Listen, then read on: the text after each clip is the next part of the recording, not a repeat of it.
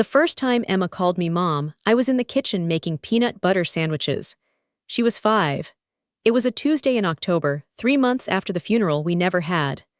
Liam was asleep on the couch, clutching a stuffed rabbit that had belonged to his mother, my sister, and that he refused to wash because it still smelled like her perfume, or so he said.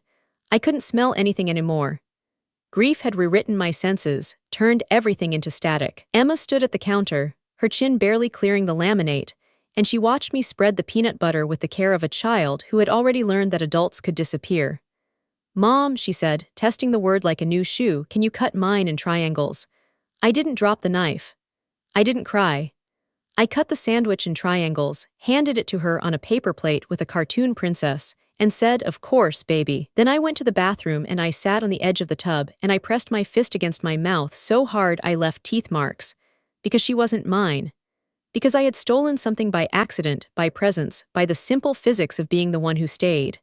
Because Sarah was dead, or lost, or gone, which was the same thing to a 5-year-old, and I was the replacement, and I didn't know if I was saving these children or kidnapping them.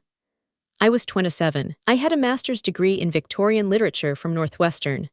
I had a husband named Daniel who had looked at me the night I told him I was moving back to Millbrook and said, I'm not raising someone else's children, Claire. That's not the life I signed up for. I had a job offer from a university in Chicago, a tenure-track position that would have made my advisor weep with pride. I had a life. And I gave it up. Not in one dramatic moment, in 1,000 small ones. The first diaper I changed because Liam wouldn't let anyone else touch him.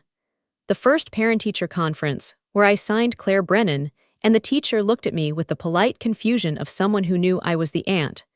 The first time I cashed my teaching paycheck and paid for Emma's braces instead of the car repair I needed. I gave it up because Sarah was my sister. Because she had been my best friend when we were girls, before the distance grew between us, before she married a man who left her before Liam was born and then died in a motorcycle accident before Emma turned 3. Because I was the only one left. And because, in the months after the car went into the river, I looked at those 2 small faces, and I knew that I was the only adult in the world who wasn't going to leave them. So I stayed. For 15 years. Welcome to Little Bunny Stories. If you're here, maybe you know what it means to love someone who isn't yours by blood, but is yours by every other measure that matters. Maybe you know the cost of showing up when the world says you can walk away. If this is your first time, hit that subscribe button. We tell stories here about the women who build families from the wreckage, who raise children that were never promised to them, who become mothers by choice when biology fails. Here's my story. Here's my story. The night Sarah disappeared, I was in Chicago, grading papers on Wuthering Heights and drinking wine that cost more than my hourly wage. My phone rang at 11:47 p.m. My mother's voice, stripped of everything except the raw edge of someone who has already accepted the worst. Sarah's car went into the river. They can't find her. Claire, they can't find her. I drove 6 hours through rain that made the highway look like a river itself.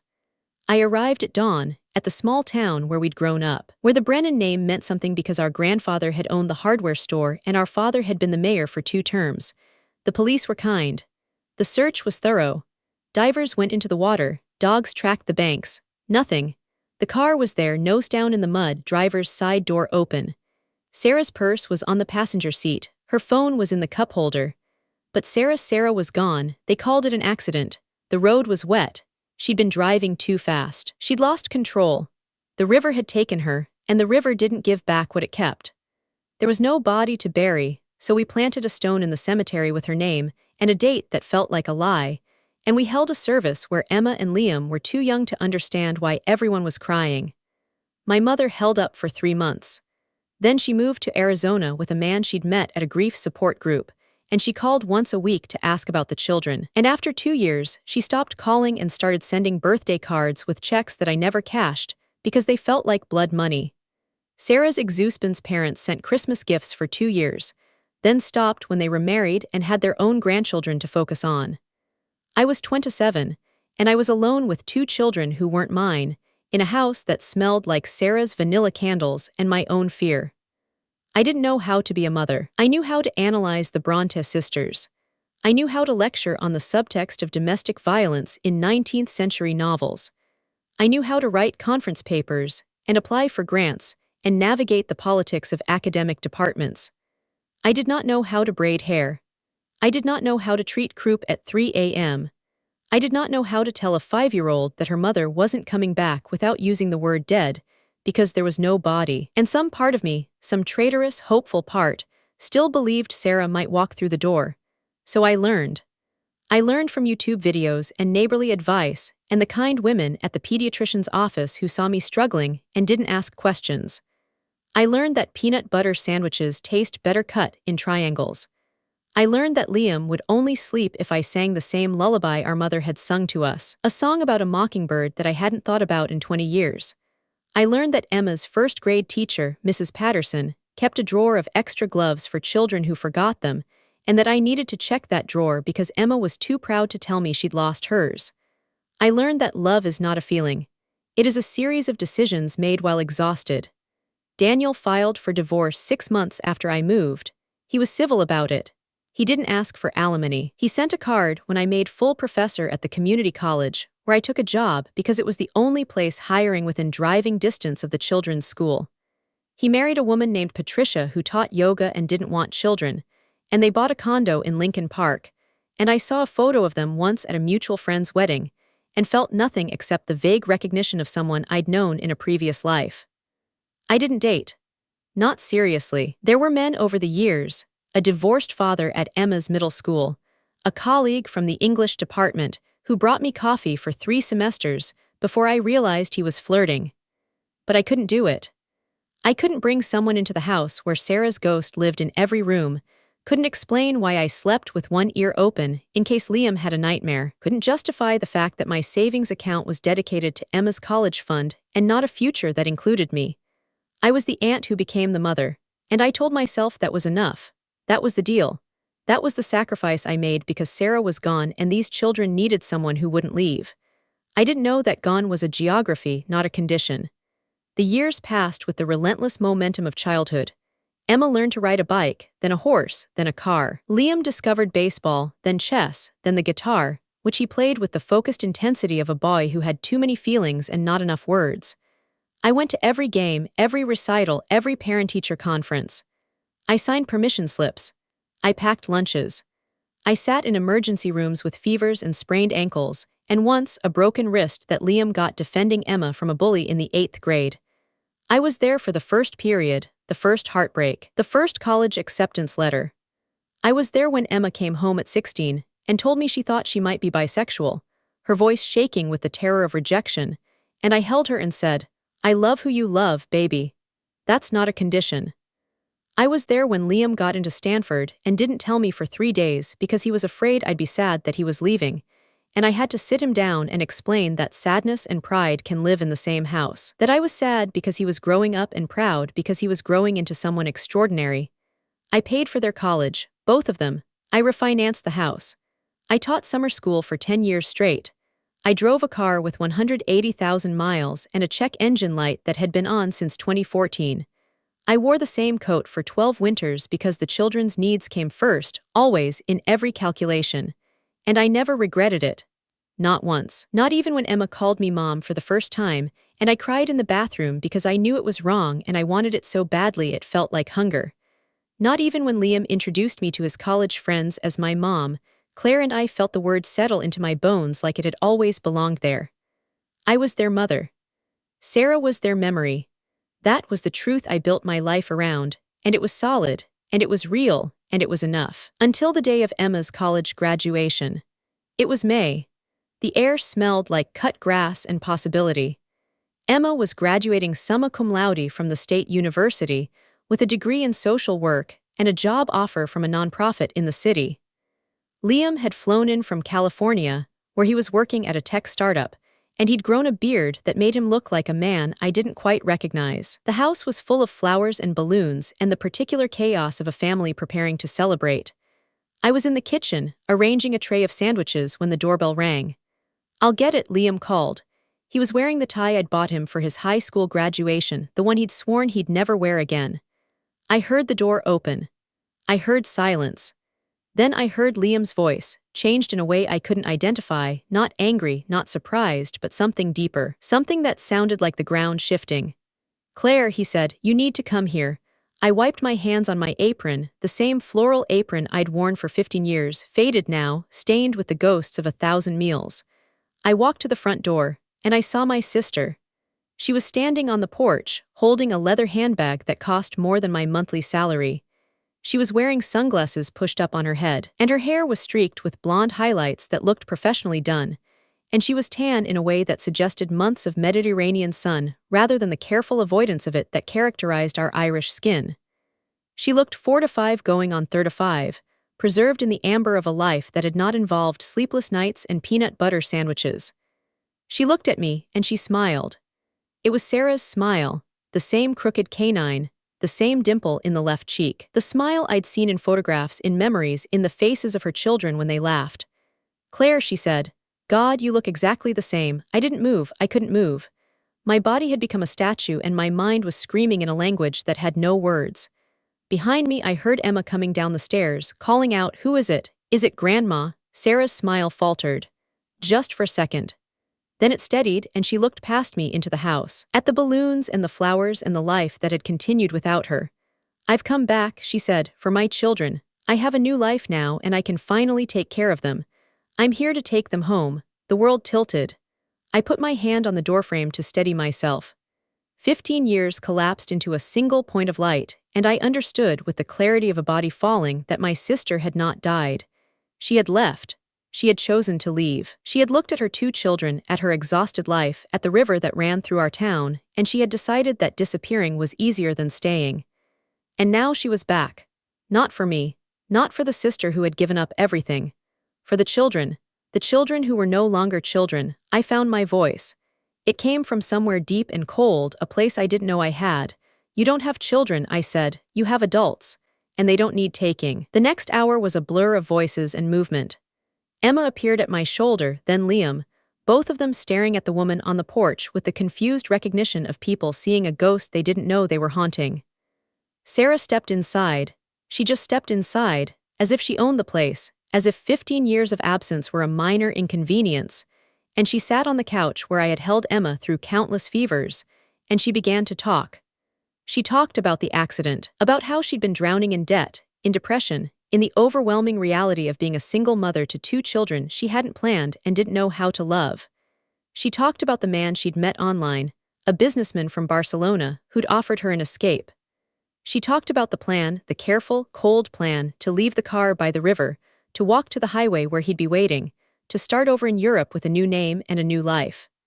I sent money, she said, looking at me with the earnestness of someone who genuinely believes their own excuses. I sent money for the first 2 years, to Mom. She was supposed to. Mom moved to Arizona, I said. My voice was flat. She sent checks. I never cashed them. She stopped after 2 years.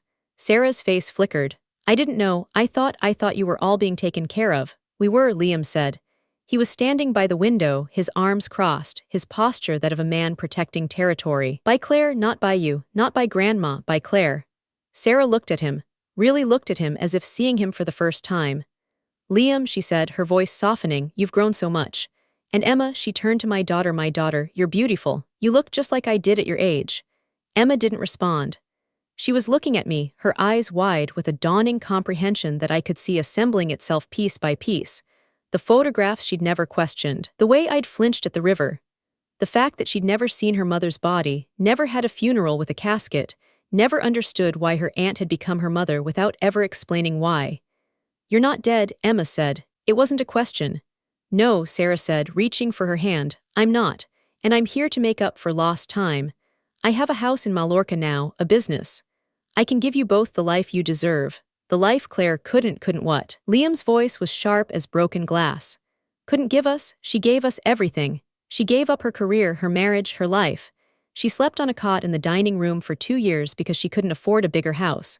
She taught summer school for a decade to pay for our college. She is our mother. You are a stranger with our DNA.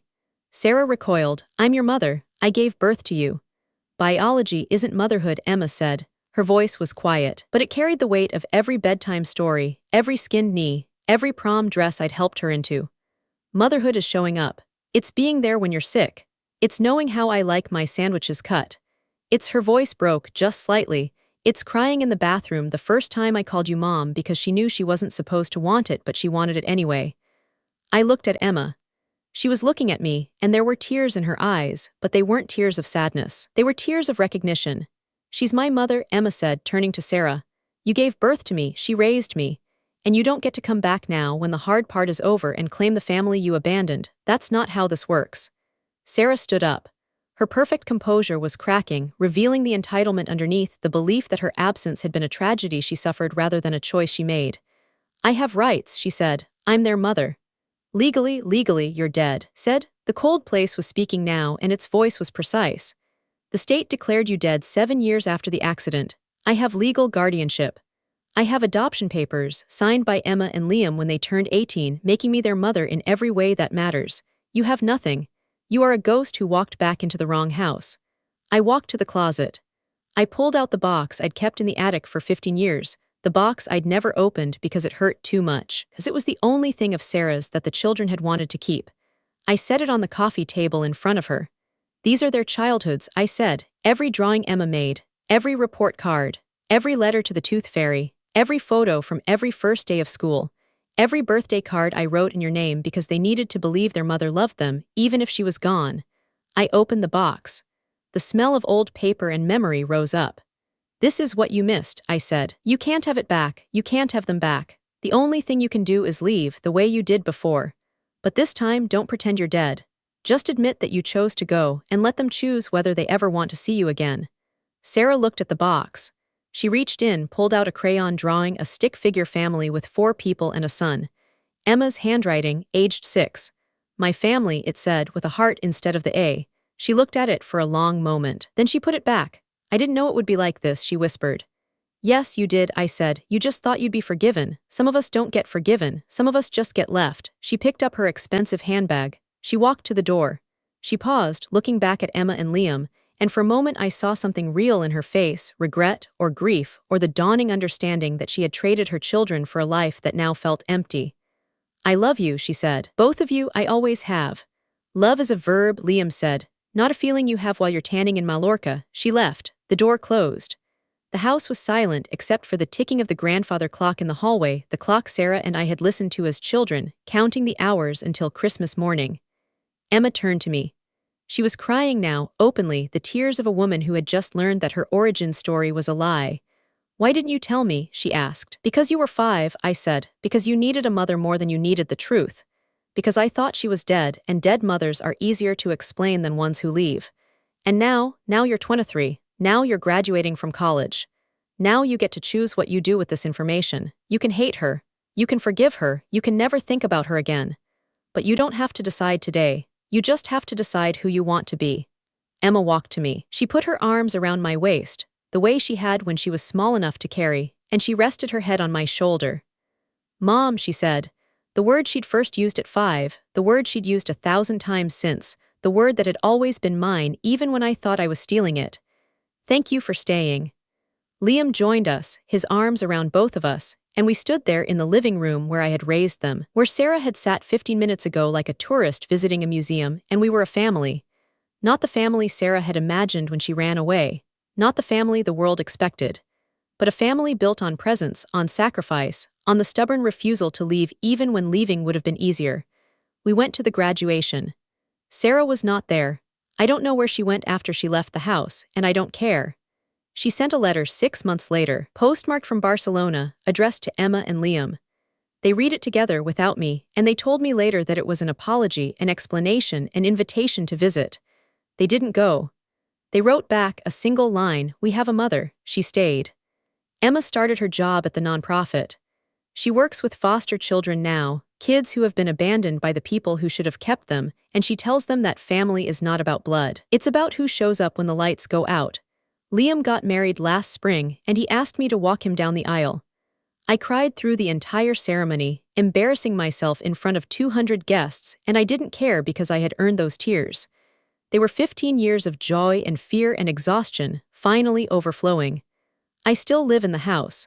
It's quieter now. I teach my literature classes and I grade papers, and I sometimes drive past the river where Sarah's car went into the water. I don't hate her anymore. Hate requires energy, and I have spent all my energy on love. But I don't forgive her either. Forgiveness is for people who regret what they did, and I don't think Sarah regrets the leaving. She regrets getting caught. She regrets discovering that the children she abandoned grew into people she couldn't claim. I am their mother, not on their birth certificates. Those still say Sarah Brennan, a woman who legally doesn't exist anymore. But in every way that matters.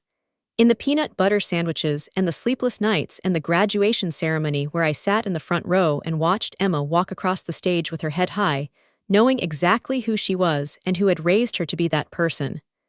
I am Claire Brennan. I am 42 years old. And if you are reading this, maybe you are raising someone else's children. Maybe you are exhausted and unseen and wondering if the sacrifice is worth the cost. Maybe you are the aunt, the grandmother, the foster mother, the neighbor who stepped in when biology failed. It is worth it. Not because they will thank you, though they might. Not because you will get a graduation ceremony or a wedding walk, though you might. It is worth it because love is not about who gave birth.